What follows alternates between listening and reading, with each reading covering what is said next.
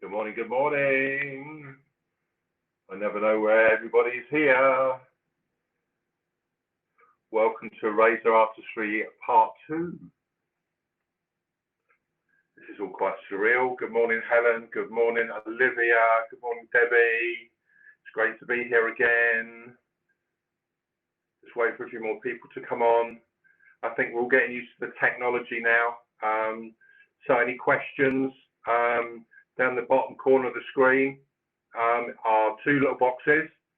One's for normal speech and the question marks for the questions. So if you've got questions, please fire them at me. I'm here to answer any questions that you might have regarding Razor Artistry.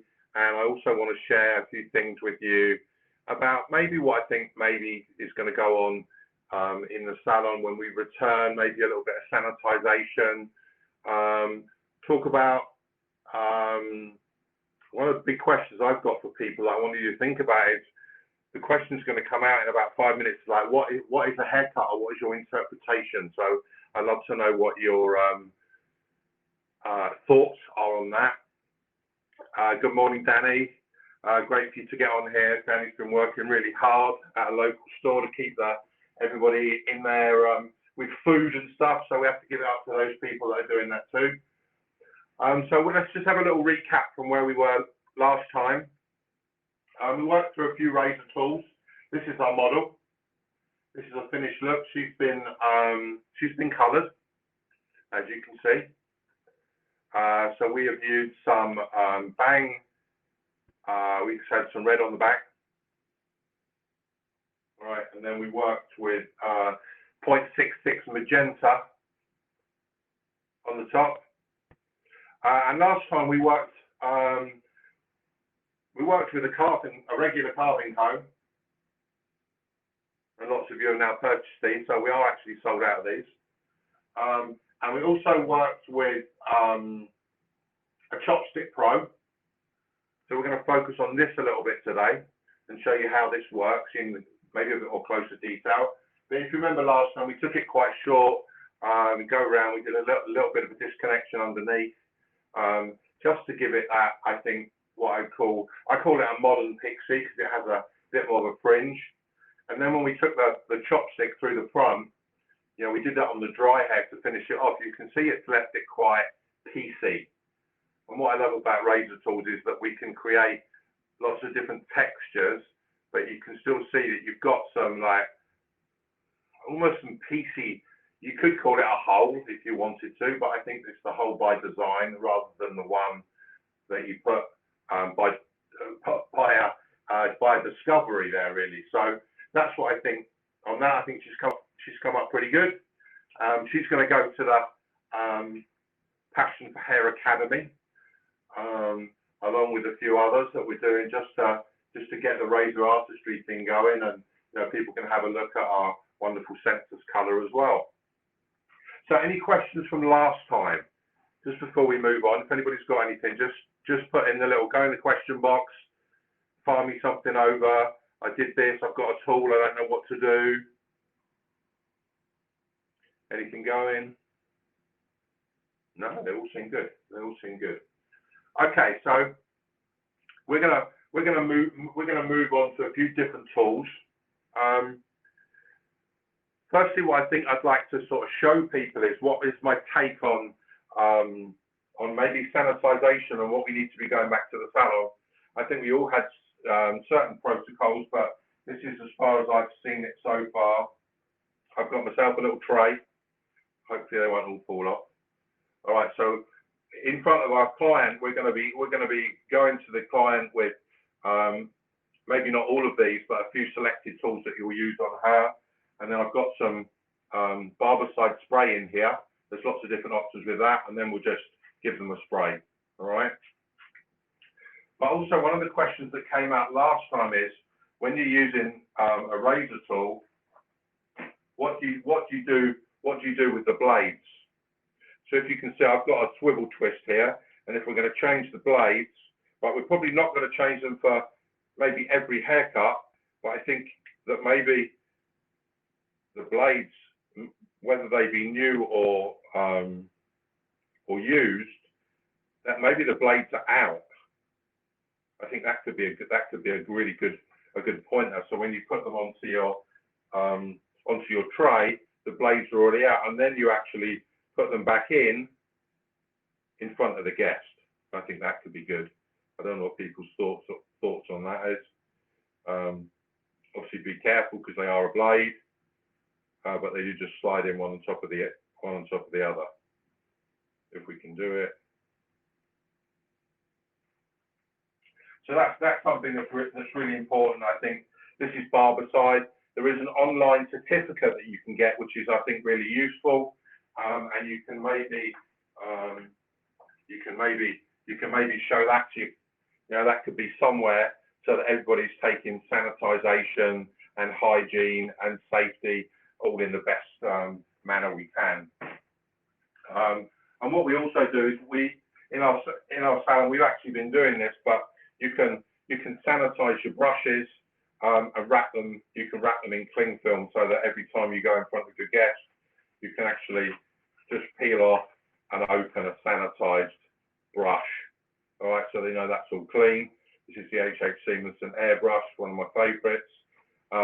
But just to keep it all looking fresh and clean.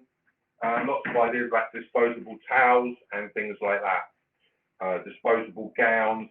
I know from Census we've got some lovely things coming for us to keep surfaces and everything clean. Just going to try and put these blades in again.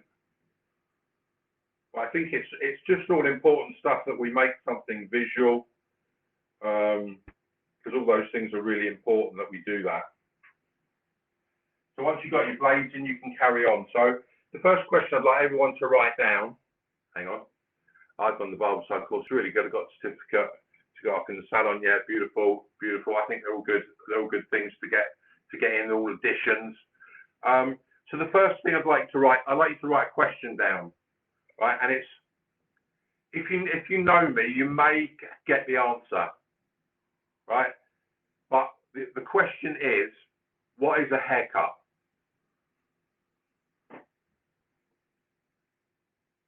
That's the question. Danny's on it. Let's see what she remembers. All right. Now, I was asked this question many years ago. I went to the beautiful Ukrainian city called Kiev, and I was asked this in a taxi.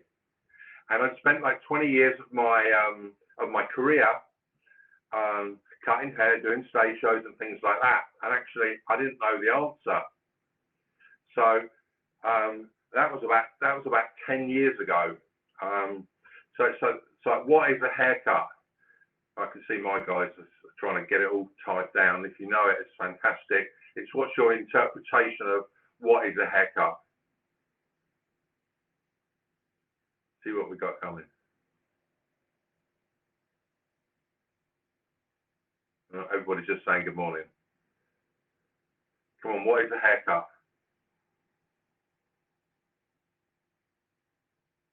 I'm waiting. Right, oh, wait, let's get working. There's 4 people typing. What is a haircut?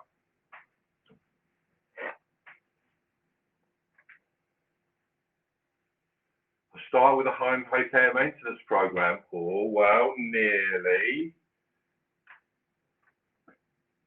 But it's for you techie ones. It's for you techie ones. It works for the client. Yeah. Okay. You have to write the answer down, though, guys. What is a haircut? All right. A haircut, try to get your pens ready, is a distribution of weight within 3 dimensions. It's like, if you can see me now, I'm now on a knee, right? So it's like I'm going to propose to the mannequin. So a distribution of weight within 3 dimensions. And who knows what the 3 dimensions are? Let's see if anyone can remember what the 3 dimensions, the 3 principles of dimension. Oh, yeah.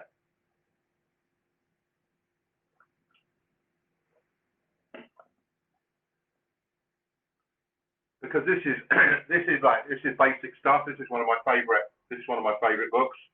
I love working with this. It's actually a book from the 70s. height, width, and length. Love that, Danielle. Thank you very much. She remembers. This is one of my old-time classic books. Been reprinted many times, but there's lots of really great diagrams about what I call classic haircuts. One of these graduated Bob. There's lots of different stuff. So this is a great book that you could get. So the three principles of dimension are the height, the width, and the depth. All right. So if you look in a room and you were to see, how long is the room? How high is it and how wide is it? They're just basic principles of dimension. And then when we look at a haircut, we've got three primary shapes. So it's like, who knows what the three primary shapes are? My guys will be tapping it out again, I'm sure, that are watching.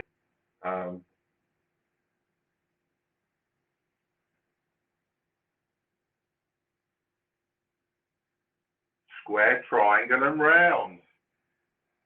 Check out the brains on Brad, right? So when we're working designing a haircut, what we need to look at is, somebody says to me, "Can you put shape in it?" I go, "Well, what do they mean?" So it's like you'll have a round shape, which traditionally is shorter at the front, longer at the back. A triangular shape will be shorter at the back, longer at the front, and a square will be a blend of the two. All right. So then when we go through into work into a haircut, so we've got the principles of dimension, we've got the shape, and then we've got three techniques. All right. So what would the three techniques be?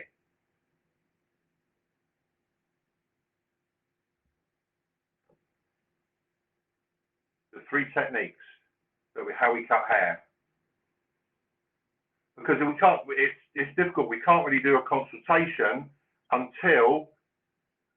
or choose a technique until we know what the guest's expectations are.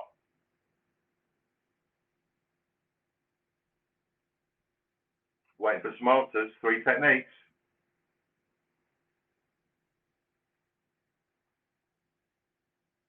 One length, layer, graduation. Well done, Gary. Well done. One length. I think he means layers. All right, so it's one length. All right, so one length will give you maximum density on the baseline. All right, graduation will build up weight. Yeah, and the layering will remove it. All right, so within the dimension, the shape, and the technique will give you what I call nine basic haircuts. All right, so I think that those things, until we know what they are, we can't create what we think or what the guests, or exceed her expectations on doing something that can work. So I think that's really important. And the other things that come into play are the mechanical side of it, which could be finger angle, elevation, body position. Obviously, that's a little difficult because I'm kneeling down, so we'll have to just play with that one. So what I've looked at is on this mannequin, right? This is exactly all I've done is put a few highlights just around the front area, right? But all this natural movement is what she came out the box with. This is completely natural, and what we can see is it's much thinner here, right? So if we were going to put a layer in it to maybe get some more volume here, if we wanted to get more volume here, I don't really want to diffuse any more of this, because it needs almost a little bit more. It needs a little bit more strength on this line. I think you would agree. All right. So really, to choose the technique and work where you want to remove weight from it has to come into your own judgment, and your own eye has to see those things. So I just washed it. This is just a natural dry. We used some of the new Sensus Prep Smooth. Right, I find this is a lovely product. It's not crunchy. It feels, as the name says on the bottle, smooth. The numbers on here designate hold and shineability. All right, so that's a really great. But this is soft control. All right, so that's one of my favorites. It feels nice, soft. All right, so really what I want to do today is just to work on, I think what we're going to do here is, from the shape perspective, we're going to square a little bit of this off at the bottom, all right? But really what I want to do is put a round layer through the front to open her face up. And I think sometimes you might find that when we go back, we're going to have a lot of, let's say, disheveled clients with, you know, nice, lovely roots for us to go at and a little bit of more natural looking hair than we've been used to. So let's move on. Any questions so far? So, okay, so from a natural dry, I can now see where I want to remove the weight. But the face framing element of it is really, I think let's work with the nose as a little bit of a guide, and we're going to scoop the front panel out so we can have something that's still a wash and wear style, but something that's easy to manage. I'm just spraying down with water. Our chosen tool today is going to be our Chopstick Pro.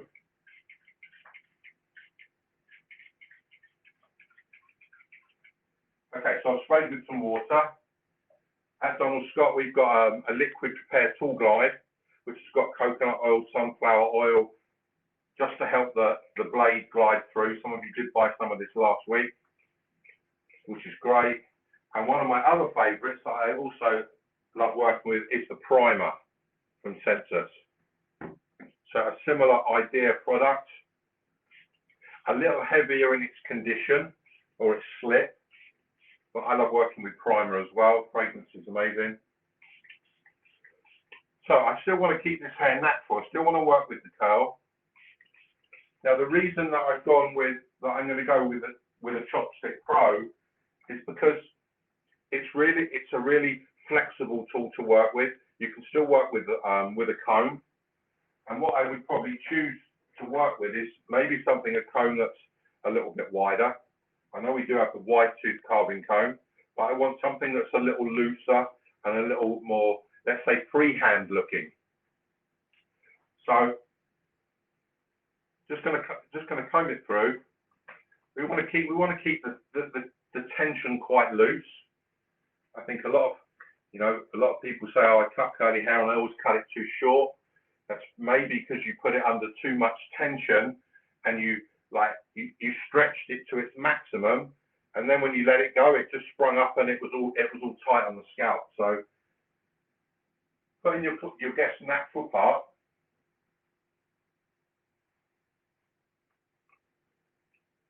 And then you can really work it, use some more product.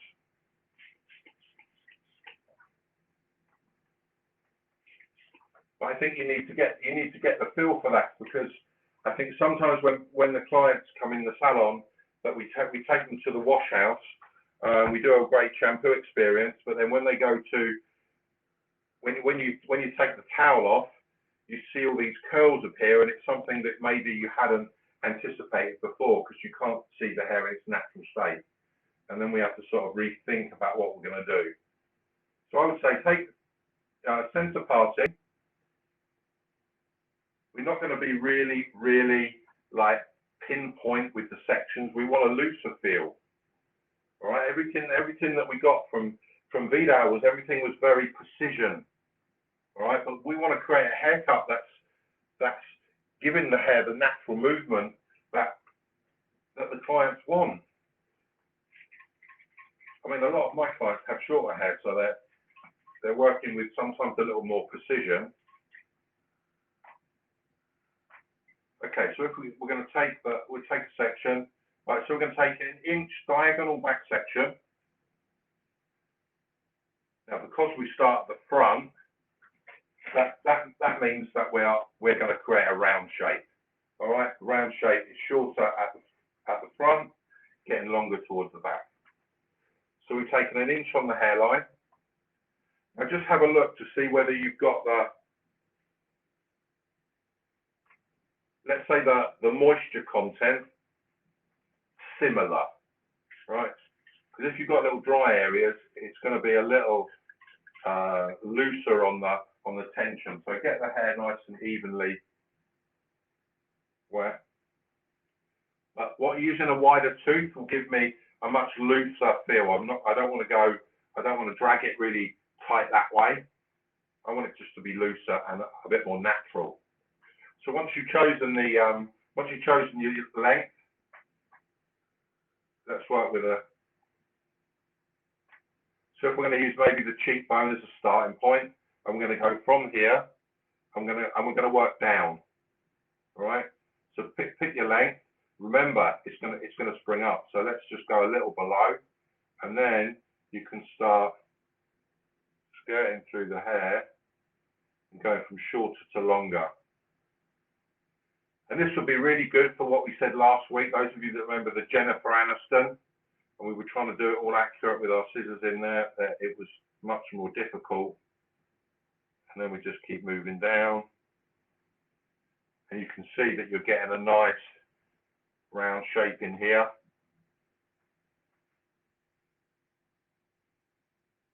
And go all the way through. And we want to protect all the length at the back. So basically what we've done, we've created this C-shaped section in the front. And we're going to work another inch section. Take it away, bring it all forward. And comb it forward. Make sure we don't pick up the disinfectant, because we could be doing that too. Any questions so far? Any questions?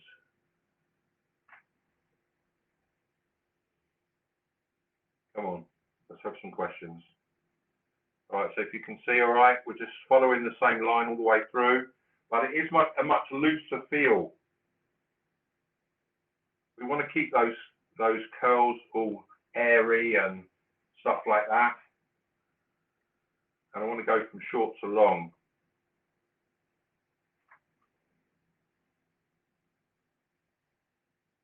So as you work through, you're probably going to work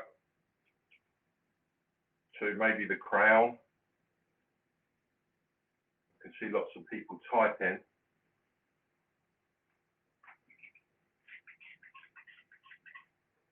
So one of the questions from last week was, yes, would you cut curly hair with a razor?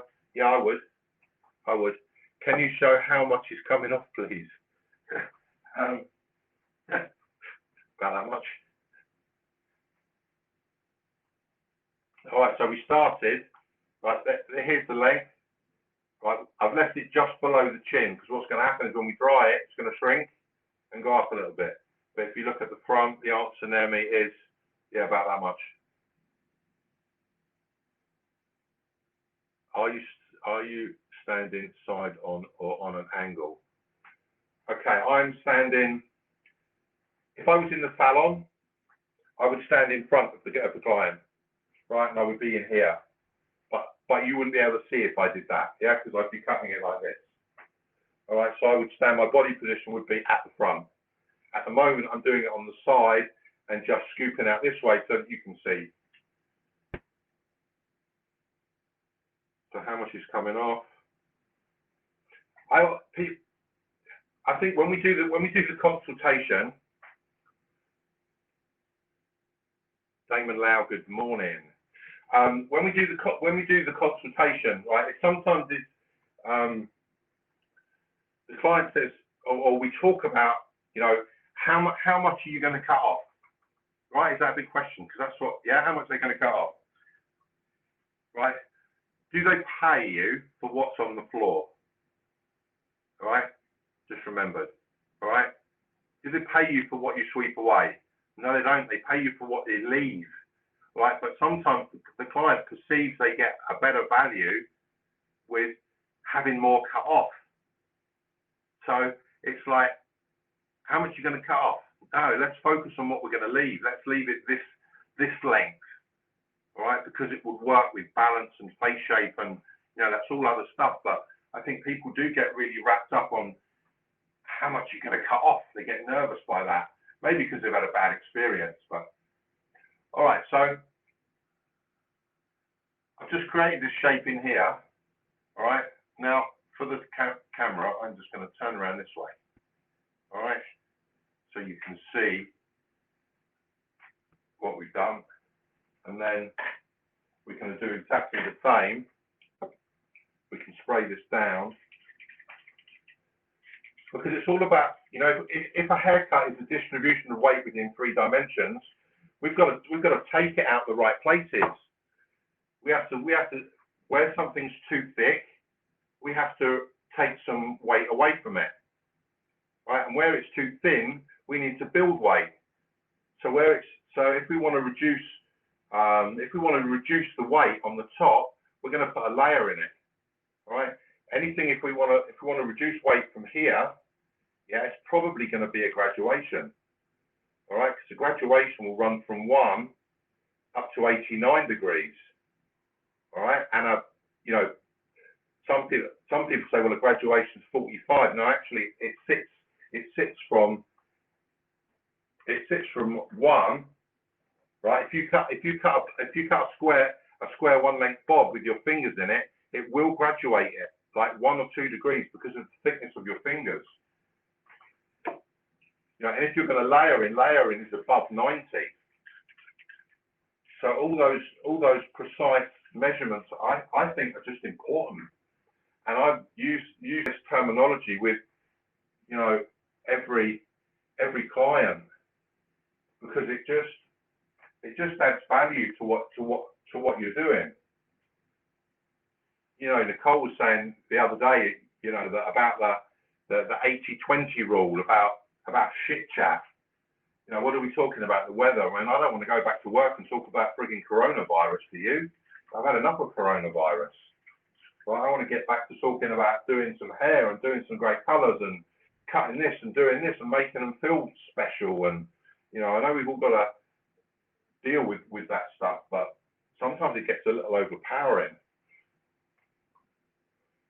Any questions?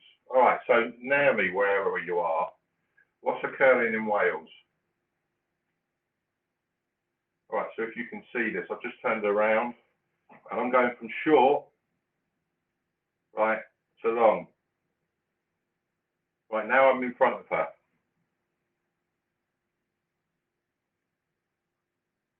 Now, we can't do 2 meters, I get that, but that's what it is. So short to long, each section, right? And then when you've got them in front of you, you can check for balance. Now, when you look at it, when I say check for balance, right, we all like it to be really accurate, don't we? Right? But we don't need it to look like they're twins, right? It hasn't got to be spot on accurate. We're cutting with a wide tooth comb. We're cutting with a razor, it's softer. It's got more, almost like more feeling to it. You know, we're not trying to get it like pinpoint accurate. If we wanted to do that, we'd use different tools. We'd use scissors, smaller sections, wet hair, more product, more tension. So it's really is adapting it to, I think, suit really what you want to achieve. Some clients want it to be accurate. They want it to be, yeah, but some people just want that sort of lived in look, which is great. I mean, they just lived in for 8 weeks, so they're gonna maybe enjoy that look a little more. So finger angle, all right, going down towards where we want to leave the length, which is in that corner of the floor. All right, so we're going in at this angle. All right, how much are we cutting off? Who cares?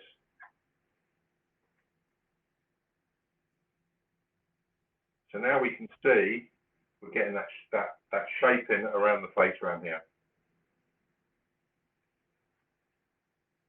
It's lovely and sunny in Wales. It's lovely and sunny in Spalding too.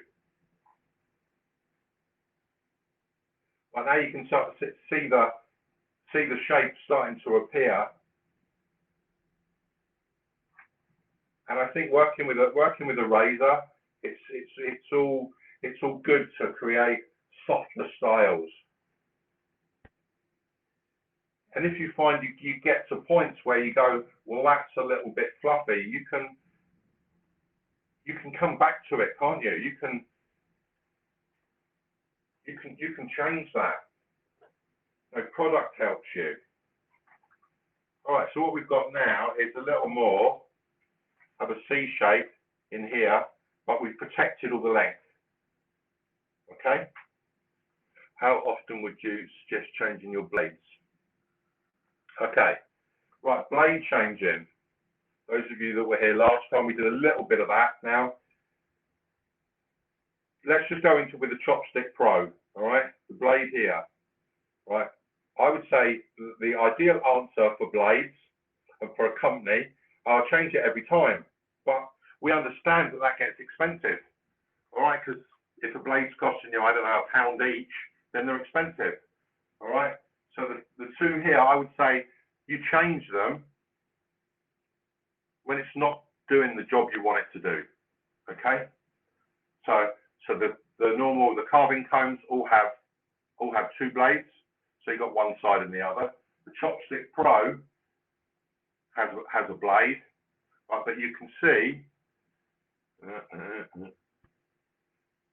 got some little serrations on it, all right? Now, if you look on one end, the other end to my fingers, you'll see a little dent.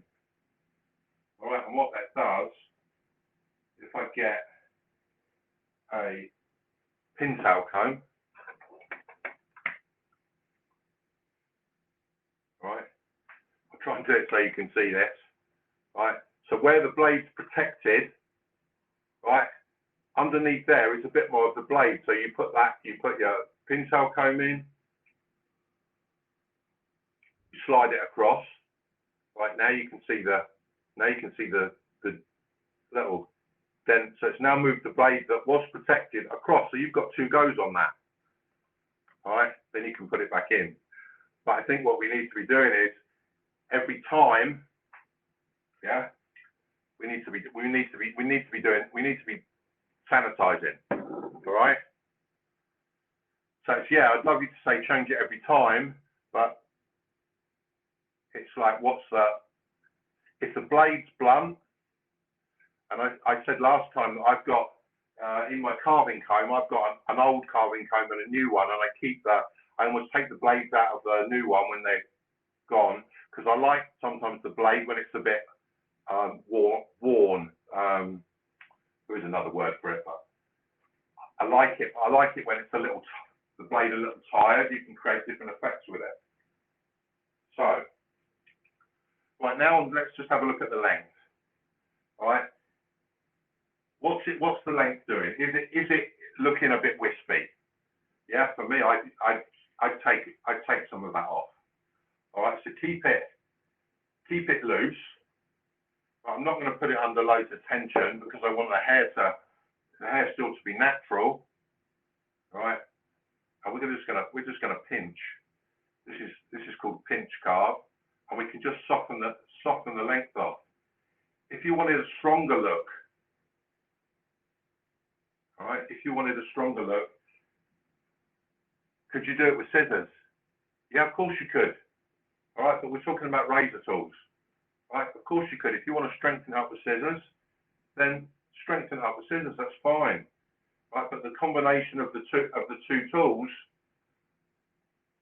is fabulous.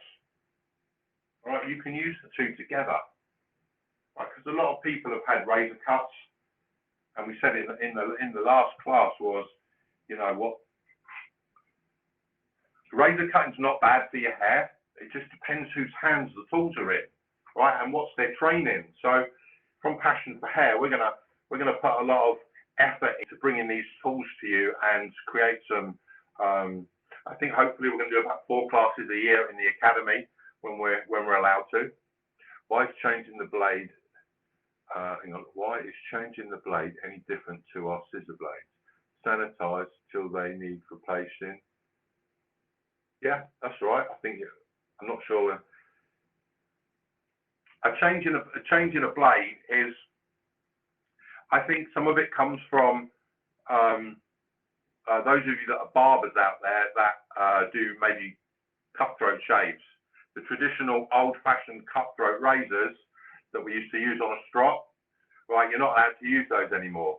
But if you were doing a shave, right, then you need to change the blades. We've got at Donald Scott, we've got a DSX4, which is for shaving, and I'd recommend you change the blade every single time. But with these, I think you're okay. But the barber's things, if there's other sanitary things in place, then maybe you need to do it every time. And the answer to Lauren's question is, Lauren, with the scissors, I know we've got, you know, I'm saying about spray. I have ordered some wipes, some antiseptic wipes, so that we can make a little bit more visual and clean our scissors, all right, with these wipes. I haven't got them yet, they're on their way. So I'm just playing with sanitization stuff. All right, so we've squared that up a little here. We've put a rounder shape through the front. So now we've got a length here. We could be saying, do we want to remove, now we want to create some height here. So how much hair do we want to remove from here so that we can make it a bit, let's say a bit bigger, So we're going to use the same techniques, right? But we're going to use a mechanical element of hair cutting called, when you lift it away from a point, what do we call it? When we lift it, where we want to keep weight, what would we do? Elevation, beautiful. Okay, so where we want to keep length and keep weight, we use the technique. Well, the technique's going to be layering, but we're going to use the art of elevation to pull hair to where we want it to be, to remove weight, and the distribution part is, I don't want to take it off here. I want to take it from, you know, here. So we're going to use, I like to work with this, a triangular section. So it would be as if you were putting a fringe in. Let's show you. Now, those of you that were sort of around in the 80s, we started getting into layering a lot. It was a bit Tony and Guy, it was condensed. We used less sections than maybe the Vidal Sassoon way. So just a triangular section, work with a lot of hair, bigger comb, looser feel, maybe a different tool. Could you do this with scissors? Yeah, of course you could. Right, because you could comb it. You could use scissors, and you could comb it up here. Let's go down a bit so you can see. All right, now you can see better. So how far I pick it up or how low I drop it will determine how much weight I leave or take away. All right. So let's go. I'm going to stick with my Chopstick Pro. Now we've got to see what we got. All right, if I do this, right, where are we going to take it to? So we've got to take quite a bit of one length of the layer, and then we can put something that's a little bit more internal. Hoping everybody can see. So let's pull it out straight out the head. And just take the length in. Hope you can see that, all right? All right. So that will start to put your layer in. Now, the experienced hairdresser knows that normally the hairline is weaker in some points than it is on others. So you would find at the temples here and all around the hairline, the hair is probably thinner. The hair here is probably thicker. All right, so I would be tempted to that triangular section where it's weak, and take it out because we want to protect that. So we'll take like a centimetre slither out so that the length's kept. but this is the thick part. All right? This is the area that's thick. So you choose the length. Let's see if we can get her to see. Choose the length. Right, so what length do you want on the top? You've got to choose. Yeah, but you're going to go in and you're going to scoop out higher. So that behind the front length, you've got some shorter layers that are going to give you the height that you want up here. All right, then I would work, let's say one side of the triangle, bring it in again. You put your length in here, right? I can just about see one piece of the length here. All right, that's my clue, that's my guide. Scoop it out. All right, lifting as we go because I want to keep the outside edge. I want to protect the length. So as you go in, you want to keep the length, so you're going to keep moving and then drop it. All right, take the other side of the triangle. Let's get out straight. When you're in the salon, you're going to be standing in front of the client. So you need to move her away from the mirror. No, it's not 2 meters, because otherwise you won't be able to cut hair. So coming the other side, right, I can see the guide. I've got the length here. All right, and we're going to go out and just keep moving the traveling guide. Because we want to protect all the outline length.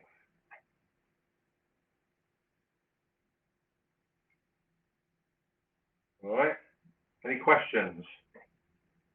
So we're getting the idea of the elevation. To go past, just go past the crown area. That's where I'd stop. Still keep the triangles going forward. Because when you get to the crown here, right, you'll start to run out of hair. Now this is a very common way of doing it. This is a little bit like the we spoke about the shag haircut, which is an American word. It doesn't translate to English very well. It was originally called the shake, which was done by one of the Vidal Sassoon teams. I think Christopher Brooker did the shake back in the late 60s. And it then got adapted to when they moved over to America, and the Americans called it a shag, but you can have your own thoughts on that. Doesn't translate so well, but we won't do any of those jokes. Right, so at the minute, now we've got length here. Right, so now we need to transfer that into the back, because at the moment it'll be disconnected. Toward the end of the haircut, did the razor do you cross-check with scissors? Do you cross-check with scissors? Sometimes I do and sometimes I don't. It depends how loose. I think when you become a razor artist, yeah, you'll have the confidence that maybe you don't need to check it. I think you have to get the feel of it rather than is it like accurate in your fingers this way, because it will never be accurate. You know, I think if you're one of my mentors that I love watching him cut hair, it was says I try not to check too many of my haircuts because I was always disappointed. So it's like, okay, why do you need to do that? So just check for balance, I think would be my answer. And I'll show you another way of checking too, right? So now we've got length. You can see we've got length here, right? And now we've got disconnection here. So exactly what we've done to the front, I'm now going to stand at the back and do exactly the same. Right, so I'm going to take my clue from the top.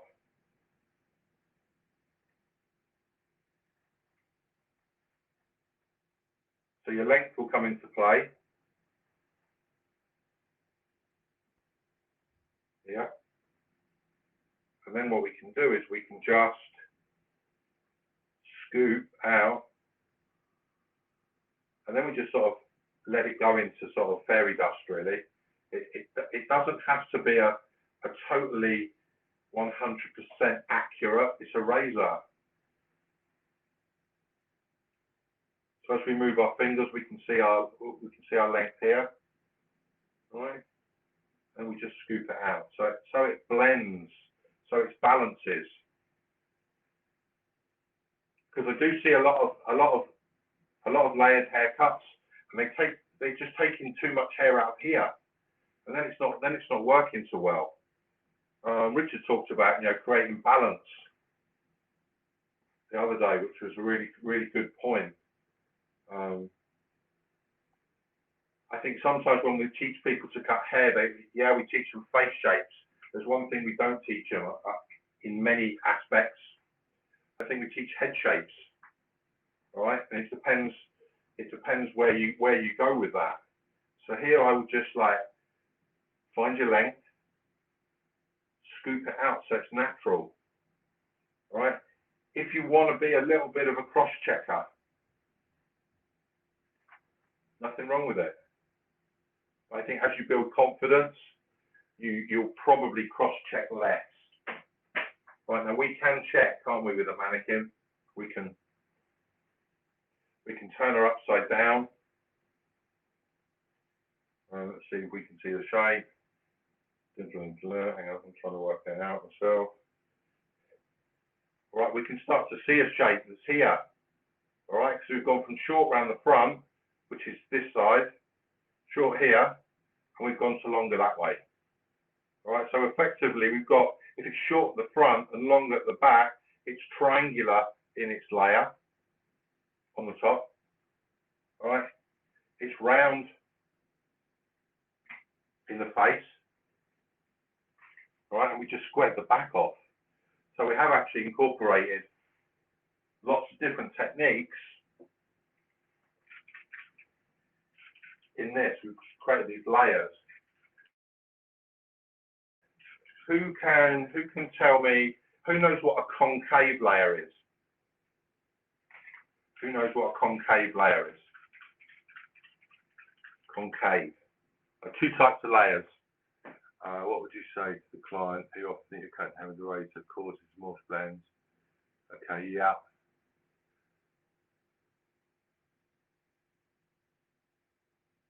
Right, two, yeah, Jody, yeah. Concave and convex, what are they? What's a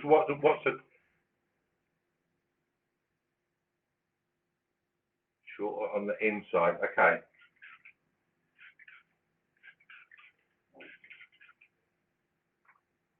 Sort of layer back longer at the right, concave. Bend over the cone to show. All right, thank you. All right. All right. So just to be, we'll be basic because you need to do this in a little bit more, right? A concave layer will tend to follow the head shape. So a round layer that maybe you do at college, yeah, you put it all up and it's all the same length. Yeah, my haircut, yeah, it's a concave round layer, right? Right, so it's that way. It's the same all the way over. All right. Now, when something is convex, it will tend to push away from the head shape. So it could be right here. It could be shorter. Here it could be shorter, but it pushes. It may get longer towards the front and longer towards the back. All right. So it's more of the bananas on the outside rather than the banana that follows it. All right. They're both the same. It's just like one turns up and one turns in. Is that all right? Is that good, Jodie?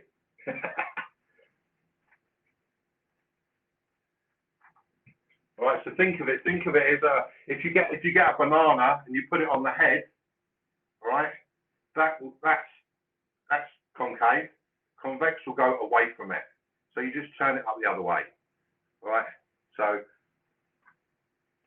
that's a good one. That's a good one. Right, so now I've got I think just a nice natural one. There was a question about split ends. Now, I think we all know, all right,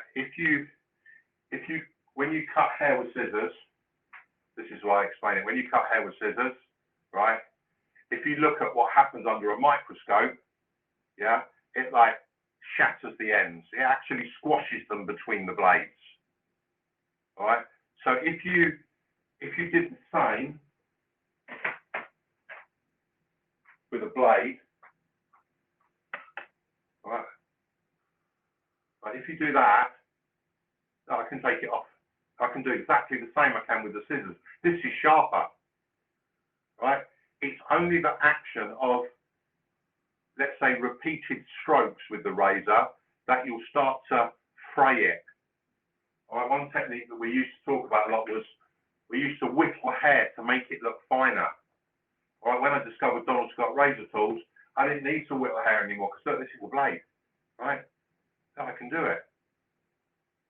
It's really simple. This is sharper than your scissors, I guarantee you. A new blade is sharper, all right?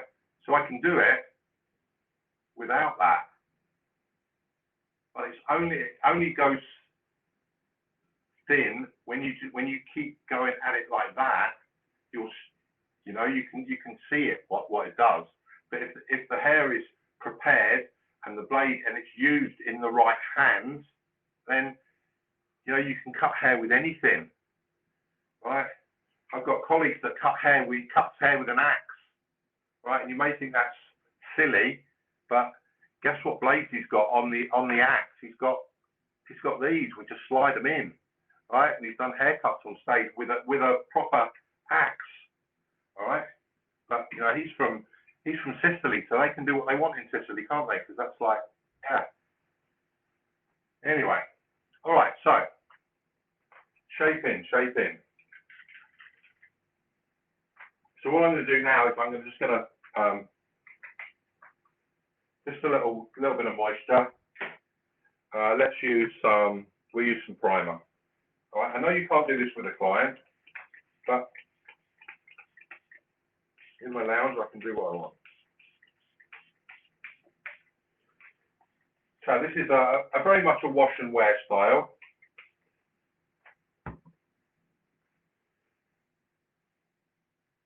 I think curly hair is something that we all need to work with.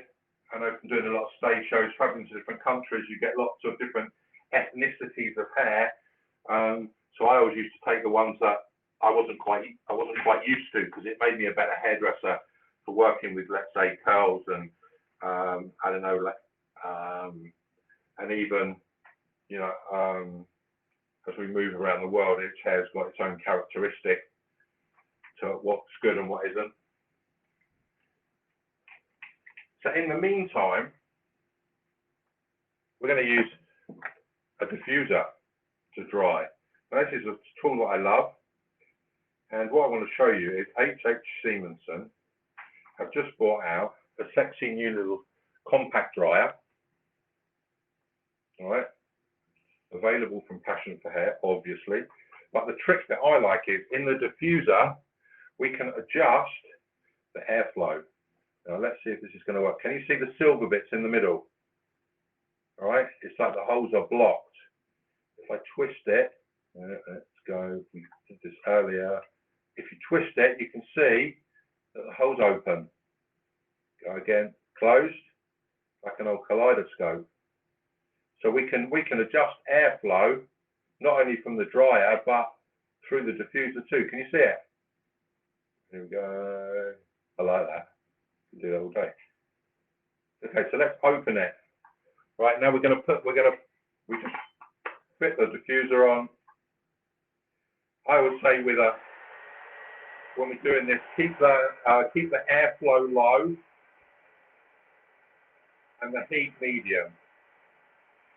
So high, medium, low's off, right? And then we're just going to sit the hair.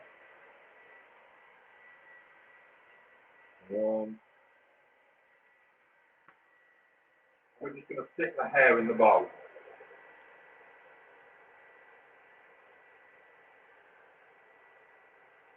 Any questions? What diffuser did you use? HX Stevenson. It comes with the new compact dryer.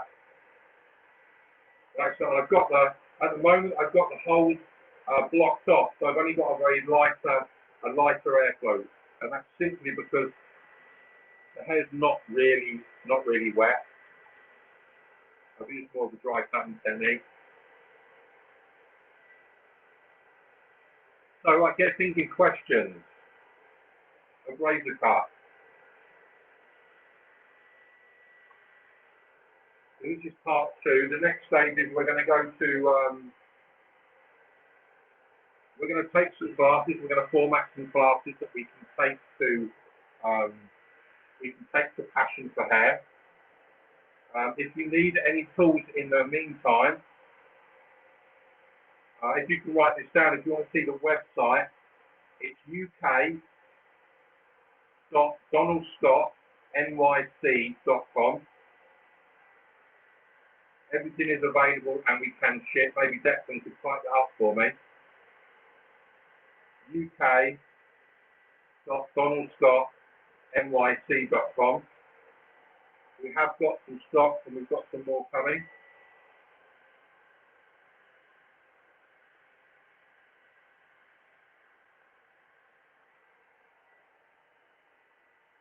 Where we've gone.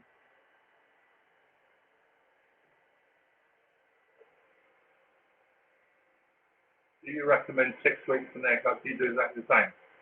Brilliant question, Jodie. Let me just finish drying and I'll answer.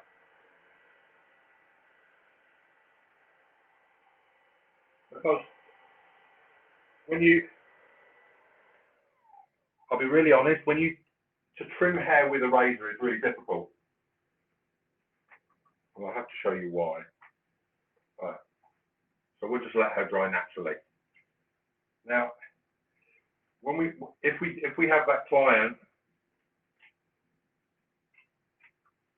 like when we cut hair with scissors, see if we can do this.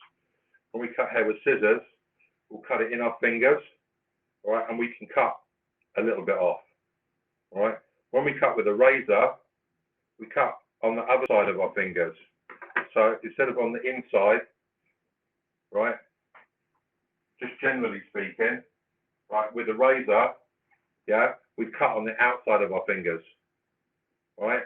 So actually doing a trim is actually a little challenging, all right. So depending on how much weight, if they say, or they'll sort of know, they'll tell you, oh, you took a bit too much weight out. You might want to just, if you're just going to trim it, maybe do it with scissors. Maybe go through it with scissors, right? Yeah, it's hard to be precise with it. And I think when we do the classes, all those things are things that you can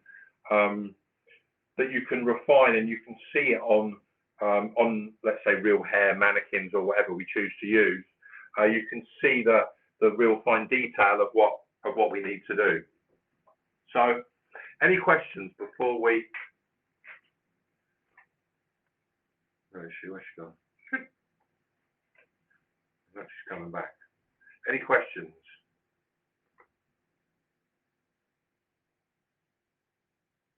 All right. So this is what I call my interpretation of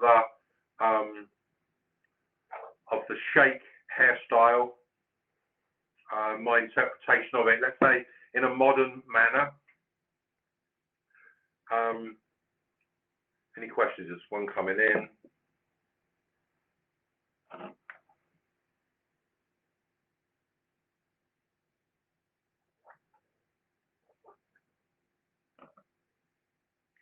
few more questions.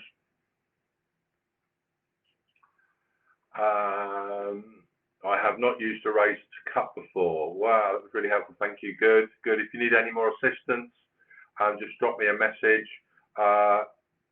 Would you maybe scissor cut every time? From Charlotte, every second or third. Probably my rule of thumb, Charlotte, is alternate. Do one with one. Would you do this cut on straight hair? Yeah, you bet I would. Yeah, I may choose if you're going to do it on straight hair, definitely I would say a new blade, but I might work with a little more precision. So I might go with, I could still use a chopstick, but I might want to use it with the finer comb, or maybe work with Donald Scott regular carving comb. All right, but that's just a feeling. And I think when we get into the classes, we can get all those little details out.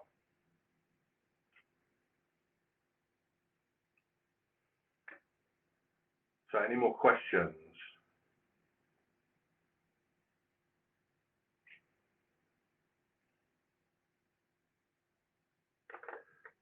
So, okay, so we're looking from with Debbie, Daniel, we're looking at how we can bring these wonderful tools to you at Passion for Hair as a Passion for Hair customer. So watch this space as we speak, watch this space. Any questions, you can get me on Andy's King on Instagram. And you can ask whatever you want with the questions on how to perfect razor cutting. There is obviously a lot more details, and we go into something when we can get back into that wonderful academy that Debbie, Daniel, and Declan have set up for us, a Passion for Hair. We can then move this forward to, let's say, protect the professional in the industry and keep us all moving along with wonderful products of Euphora, Census, Malibu C, HH Siemenston. I know these are sitting in the warehouse waiting for you. Thank you very much, everybody, and enjoy the rest of your time off, and we'll go through to the future. Thanks, Nick. Thanks, Andy. That was brilliant. Great session again. Thanks, guys.